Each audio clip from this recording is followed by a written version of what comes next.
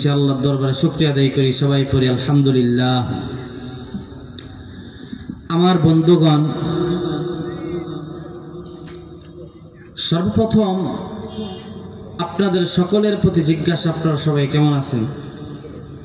আলহামদুলিল্লাহ, আমিও ভালো আছি। আলোচনার সময় একেবারে সংক্ষিপ্ত, তো আমি এখানে যার নিসবতে আসলাম, আমার ভাই হাফেজ কারি মোহাম্মদ সেলিম হোসেন আপনাদের এই মাদ্রাসার মধ্যে দীর্ঘদিন যাবৎ বাচ্চাদেরকে পাঠদান দিতেছেন। আপনারা সকলেই দেখবেন ইনশাআল্লাহ। আজ আমি পবিত্র কালামের থেকে একটি আয়াত তেলাওয়াত করেছি। সে আয়াতটি হলো নামাজ সংক্রান্ত আয়াত। আজ পৃথিবীর মধ্যে আমরা যত ঘাটতি দেখি, তার মধ্যে আমরা সর্বপ্রথম ঘাটতি দেখি নামাজের ঘাটতি। আমার বন্ধুগণ, নামাজের দ্বারা কি ফায়দা, নামাজ না পড়লে কি ক্ষতি, নামাজের ফজিলত সম্পর্কে অল্প কিছুক্ষণ বয়ান করে শেষ করে দেবে ইনশাআল্লাহ। আপনারা কি বিরক্ত হচ্ছেন? একটু হাতগুলো তোলেন তো, আল্লাহকে বলেন আল্লাহ। সবাই একটা ডাক দেন, বলেন আল্লাহ। আল্লাহ আপনি আমাদের সবাইকে কবুল করে নেন। আমার বন্ধুগণ, নামাজের এক নম্বর ফজিলত হলো, যদি কোনো ব্যক্তি নামাজ পড়ে তার রিজিকের ব্যাপারে কোনো টেনশন করা লাগবে না। আল্লাহ বলেন, যেই ব্যক্তি নামাজ পড়ে, নামাজ পড়নেওয়ালা ব্যক্তির জিম্মাদারি আমি আল্লাহ নিয়ে নিলাম। সুবহানাল্লাহ বলেন। তো আমার বন্ধুগণ, দুই নম্বর ফজিলত, মানুষ যেই সময় দেখবেন আপনার অভাবগ্রস্ত হয়ে যায়, ওই সময় আল্লাহকে কিন্তু ভুলে যায়। মানুষ যখন আর্থিক দিক থেকে সচ্ছল হয়, তখন আল্লাহকে বলে, আর্থিক দিক থেকে একেবারে অসচ্ছল হইলেও আল্লাহকে বলে। আমার বন্ধুগণ, মানুষের টাকা পয়সা বেশি হয়ে গেলে মানুষ কৃপণ হয়ে যায়, আল্লাহর রাস্তায় দিতে চায় না। আল্লাহ বলেন, না, যদি কোনো ব্যক্তি নামাজ পড়ে আমি আল্লাহ তাকে দিয়ে দিব। আল্লাহ বলেন, ইন্নাল ইনসানা খুলিকা হালুআ। আল্লাহু আকবার বলেন। কোরআন শুনে আল্লাহু আকবার আসতে বলবেন না জোরে বলবেন? এই কোরআন শুনে যদি আল্লাহু আকবার জোরে বলেন, এই কোরআন আমার আপনার জন্য সুপারিশের কান্ডারি হয়ে যাবে। আল্লাহ বলেন, ইন্নাল ইনসানা খুলিকা হালুআ। পৃথিবীতে প্রত্যেকটা মানুষকে আমি অস্থির করে বানাইছি। ভাই সাউন্ড কমা। পৃথিবীতে প্রত্যেকটা মানুষকে আমি অস্থির করে বানাইছি। মানুষ দেখবেন অস্থির, মানুষের কোনো কাজ ভালো লাগে না। একটা যদি আমরা বেশিক্ষণ করি তাহলে ভালো লাগে না। ওয়াইজা মাসসাহু শাররু জাযুআ। মানুষের জীবনে যখন খারাপ সময় চলে আসে, ওই সময় মানুষ উৎকণ্ঠা হয়ে যায়, অধৈর্য হয়ে যায়। মানুষের ধৈর্য বলতে কিছু থাকে না। হাই, আমার এত একটা ক্ষতি হয়ে গেল, আমি আর বুঝি বাঁচব না। মানুষ নিরাশ হয়ে যায়। ওয়াইজা মাসসাহুল খায়রু মানুআ। মানুষকে যখন কল্যাণ স্পর্শ করে, অর্থাৎ ভালো সময় যখন তার জীবনে চলে আসে, মানুষ তখন কৃপণ হয়ে যায়। আমার বন্ধুগণ, আল্লাহ বলেন, ইল্লাল মুসাল্লিন আল্লাযীনা হুম ফী সালাতিহিম খাদিউন। আল কোরআনের সৈনিক আমি, নেই তো কোনো ভয়, এক আল্লাহর গোলাম আমি, এই তো পরিচয়। কথা বলেন ঠিক না বেঠিক? সবাই, আল কোরআনের সৈনিক আমি, নেই তো কোনো ভয়, এক আল্লাহর গোলাম আমি, এই তো পরিচয়, এই তো আমার পরিচয়। এই পৃথিবীর সবই নকল, এই পৃথিবীর সবই নকল, আসল কিছুই নয়, এক আল্লাহর গোলাম আমি, এই তো পরিচয়। বলেন, এক আল্লাহর গোলাম আমি, এই তো পরিচয়। আমার ভাইয়েরা, আমার বন্ধুগণ, নামাজ সংক্রান্ত যে আয়াতগুলো আমি আপনাদের সামনে পাঠ করেছি, আমার বন্ধুরে, আল্লাহ বলেন, মানুষ যখন নামাজের প্রতি ধাবিত হবে, আমি আল্লাহ রব্বুল আলামিন কোরআনের আয়াত দ্বারা প্রমাণিত করলাম, অকল্যাণ তাকে স্পর্শ করতে পারবে না। আমার ভাইয়েরা, আমার বন্ধুগণ, শুধু তাই নয়, আল্লাহ রব্বুল আলামিন বলেন, পৃথিবীর কত মানুষ ভালো হইতে চায় কিন্তু ভালো হইতে পারে না। আল্লাহ বলেন, নামাজ এমন একটি ঔষধ, ইন্নাস সালাতা তানহা আনিল ফাহশাই ওয়াল মুনকার। মুনকার, নামাজ মানুষকে অশ্লীলতা এবং মন্দ কাজ থেকে বাধা দেয়। আমার ভাইয়া, আল্লাহ বলেছেন নামাজ মানুষকে অশ্লীলতা এবং মন্দ কাজ থেকে বাধা দেয়। তো আল্লাহর বক্তব্য হচ্ছে নামাজ পড়নেওয়ালা ব্যক্তি কোনোদিন খারাপ কাজ করতে পারে না। কিন্তু আমাদের সমাজের মধ্যে আমরা দেখি মানুষ নামাজ পড়ে তারপরেও সুদ খায়, খায় না? নামাজ পড়ে তারপরেও ভাই ভাইয়ের সম্পদ মেরে খায়, আছে না? নামাজ পড়ে তারপরেও মানুষ ফাসাদ সৃষ্টি করে, মানুষ মানুষকে মেরে ফেলে, আছে না? কেন? আল্লাহ তো বলেছেন নামাজ পড়নেওয়ালা ব্যক্তি খারাপ কাজ করতে পারবে না, অর্থাৎ নামাজেই মানুষকে খারাপ কাজ থেকে বাধা দেয়। তাহলে আল্লাহর আয়াত আর আমাদের পারিভাষিক অবস্থা তো মিলে নাই। মিলছে? আগে সবাই আমার সাথে একমত হন, আল্লাহর আয়াত আর আমাদের পারিভাষিক অবস্থা মিলছে? তাহলে আল্লাহর আয়াত ভুল। খুব ভালো করে মনে রাখবেন, নামাজ হলো 5 প্রকার। 1 নম্বর মুআকাব, শাস্তিপ্রাপ্ত নামাজি, অর্থাৎ যেই প্রকার নামাজি নামাজ পড়বে ঠিক, কিন্তু হাসরের ময়দানে তার জাহান্নামের আযাব ভোগ করতে হবে, শাস্তি পাইতে হবে। 2 নম্বর মুহাসাব, দমকপ্রাপ্ত নামাজি, আমার বন্ধুগণ যারা নামাজ পড়বে ঠিক, কিন্তু আখিরাতের ময়দানে আল্লাহর কাছে দমক খাইতে হবে। 3 নম্বর মুগফফার, ক্ষমাপ্রাপ্ত নামাজি, এই প্রকার নামাজিকে আল্লাহ রাব্বুল আলামিন মাফ করে জান্নাতবাসী করে দিবেন। আমার বন্ধু 4 নম্বর মুসাব, সওয়াবপ্রাপ্ত নামাজি। 5 নম্বর মুকররব, আল্লাহর নৈকট্যপ্রাপ্ত নামাজি, যে নামাজটা হলো সালাতুল আম্বিয়া, নবী আলাইহিস সালামদের নামাজ। আপনারা কি বিরক্ত হচ্ছেন? কারা কারা বিরক্ত হচ্ছেন হাত তুলে দেখান। বিরক্ত হচ্ছেন না? আমার ভাইয়েরা, আমার বন্ধুগণ, আল্লাহ রাব্বুল আলামিন বলেছেন ইন্নাস সালাতা তানহা আনিল ফাহশাই ওয়াল মুনকার, নামাজ মানুষকে অশ্লীলতা এবং মন্দ কাজ থেকে বাধা দেয়। আমার ভাইয়েরা, আমার বন্ধুগণ, এই পৃথিবীতে আমি আপনি বড় হয়েছি, আমি আপনি নজর করলে পারিভাষিক দিকে তাকায়, নামাজ পড়ে ঠিক, কিন্তু তারপরেও ভাই ভাইয়ের সম্পদ মেরে খায়, আছে না নাই? আমার বন্ধুরে বলেছিলাম 5 প্রকার নামাজের কথা বলেছিলাম। 1 নম্বর মুআকাব, শাস্তিপ্রাপ্ত নামাজি, অর্থাৎ এই প্রকার নামাজি হইল বছরে 1 দিন নামাজ পড়ে, নামাজ পড়ার মন চাইলে নামাজ পড়ে, শুক্রবার দিন নামাজ পড়ে, ঈদের দিন শুধুমাত্র গিয়া নামাজে হাজিরা দেয়। আমার বন্ধুরে আপনাদের কাছে প্রশ্ন, এই তারা বাঙ্গাসুর নামাজ কি অশ্লীলতা থেকে বাধা দিতে পারবেনি? আমার বন্ধুরে মাশাআল্লাহ খুব ভালো করে বুঝতে পারছেন। 2 নম্বর মুহাসাব, দমকপ্রাপ্ত নামাজি। 2 নম্বর মুহাসাব, দমকপ্রাপ্ত নামাজি। আমার বন্ধুগণ, দমকপ্রাপ্ত নামাজের উদাহরণ হইল আমার বন্ধুরে 5 ওয়াক্ত নামাজ পড়ে, কিন্তু নামাজের ঘরে যাইয়া মনে মনে চিন্তা করে, হাইরে বাহিরের চিন্তা করে, আমার মেয়েকে বিবাহ দিতে হবে, আমাকে অমুক লোক মারছে তার বিচার করতে হবে, বিভিন্ন কল্পনা জল্পনা যখন নামাজের মধ্যে করতে থাকে, আল্লাহ বলেন এই প্রকার নামাজি হইল সালাতুল গাফিলিন, উদাসীন ব্যক্তিদের নামাজ। হাসরের ময়দানে আমার আল্লাহ এই প্রকার নামাজকে দমক দিয়া জাহান্নামে তাড়ায় দিবেন, নাউজুবিল্লাহ। আমার ভাইরা, 3 নম্বর নামাজি, আমার আপনার নামাজ মুগফফার তথা ক্ষমাপ্রাপ্ত নামাজি। আমার বন্ধুরে নামাজের মধ্যে যখন দাঁড়াইলাম, আমার মনটা বাহিরে চলে যায়, আবার মনটাকে ভিতরে নিয়ে আসি, না আমার আল্লাহ তো দেখতেছেন। আমার বন্ধুরে আল্লাহ বলেন এই প্রকার নামাজে আমি আল্লাহ খুশি হইয়া জান্নাতে প্রবেশ করায় দিব। লা ইলাহা, জুড়ে লা ইলাহা, সবাই লা ইলাহা। ভাই আওয়াজ হচ্ছে না, আরো জোরে লা ইলাহা ইল্লাল্লাহ, লা ইলাহা, সবাই লা ইলাহা ইল্লাল্লাহ, লা ইলাহা। নবীর প্রেমে যার দিল ভাই, এই দুনিয়ায় কাঁদবে না,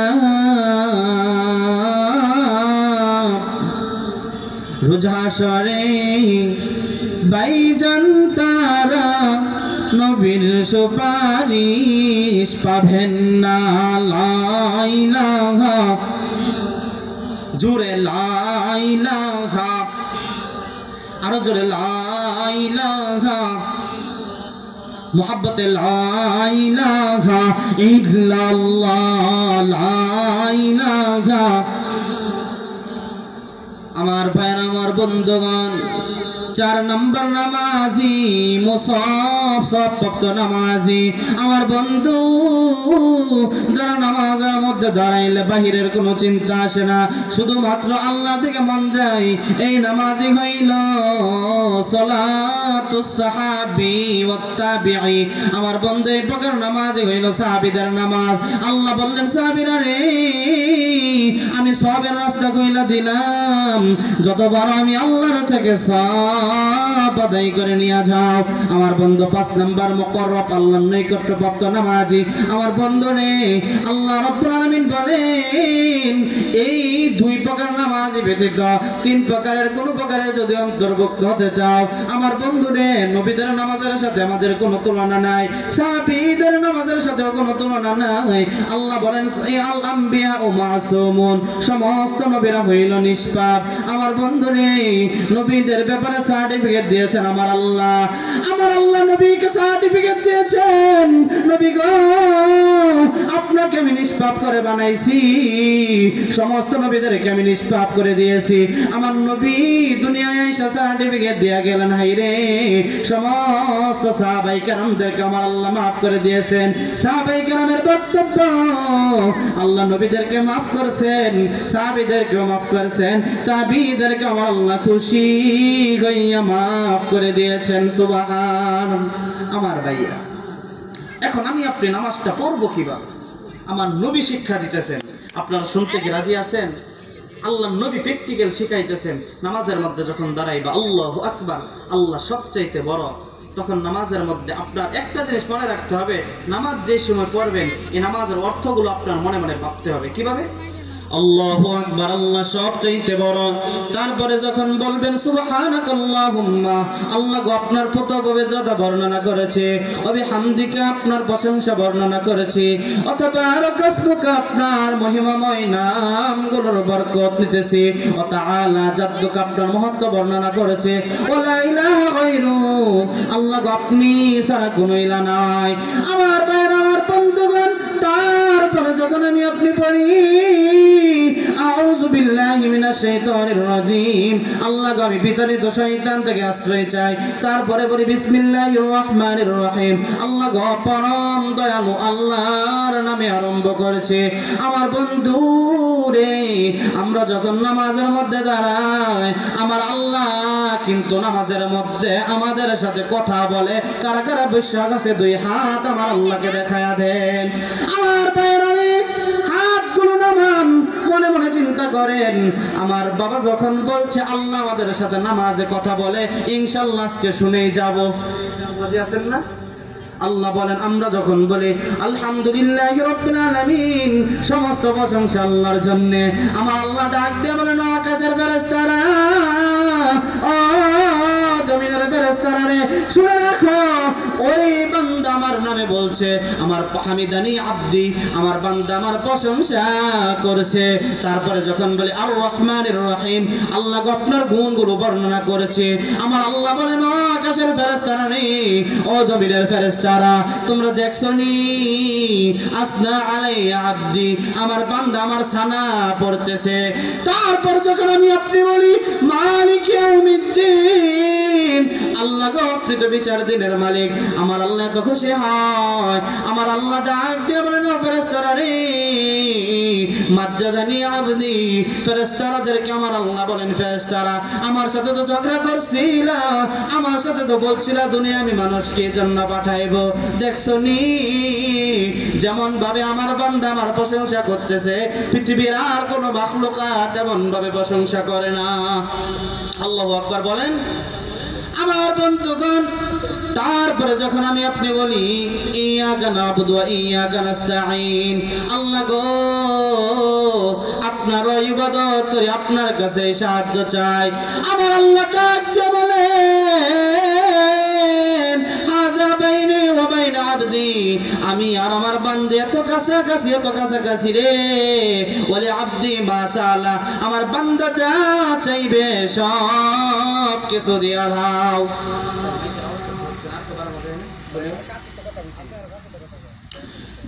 আমার বন্ধুগণ, আল্লাহ বলেন বান্দা ফেরেশতারা আমার বান্দা যা চাই দিয়া দাও। তারপরে যখন বলি ইহদিনাস সিরাতাল মুস্তাকিম, আল্লাহ আমাকে সরল পথের হেদায়েত দিয়ে দাও। আমার বন্ধু নামাজ এইরকম ভাবে পড়তে হবে। হযরত আয়েশা সিদ্দিকা রাদিয়াল্লাহু তাআলা আনহা বলেন, আমার বান্দা যখন দুনিয়ার মধ্যে কোনো মানুষ নামাজ পড়বে তখন সমস্যা নেই, আমি আপনি যখন নামাজের মধ্যে নিয়ত বাঁধবো, হযরত আয়েশা বলেন কোনো বাহিরে মন যাবে না। এই পরিবেশ তোমার করতে হলে তোমার ভাবতে হবে জানো কি ভাবতে হবে, ফাইন্নাহু ইয়ারাক, যে আল্লাহ আমাকে দেখতেছেন, কিন্তু আসলে তো আমি তো দেখি না আল্লাহকে। তাইলে নবীজি বলেন ফাইল্লাম তাকুম তারা, তুমি তো আল্লাহকে দেখো না ঠিক, এটা তো আমিও জানি, তাহলে কি করবা, ফাইন্নাহু ইয়ারাক, মনে করবা যে আল্লাহ তোমাকে দেখতেছেন। ঠিক আছে না? আমার নবীর স্ত্রী হযরত আয়েশা এমন মানে অভিজ্ঞপূর্ণ লোক ছিলেন, অনেক বড় বড় সাহাবাই কেরাম হযরত আয়েশা সিদ্দিকা ছাত্র ছিলেন। আমার বন্ধু হযরত আয়েশা বলেন, আমার নবী যখন নামাজের মধ্যে দাঁড়াইতো, নামাজের মধ্যে দাঁড়ানোর পর এমন ভাবে নামাজ আরম্ভ করত, আমি আয়েশা মনে করতাম আমার নবীকে পাগল, আমার নবীকে মৃত্যুবরণ করেছে নাকি। আজকে যে এখানে আমার নবীজিকে শুয়াইছে, এখানে আমার নবীজি ছিল। আল্লাহ নবীর কাছে যাইয়া নজর করে দেখে আল্লাহ নবীর কি শ্বাস আসে নাকি, আল্লাহ নবী কি মৃত্যুবরণ করেছে নাকি।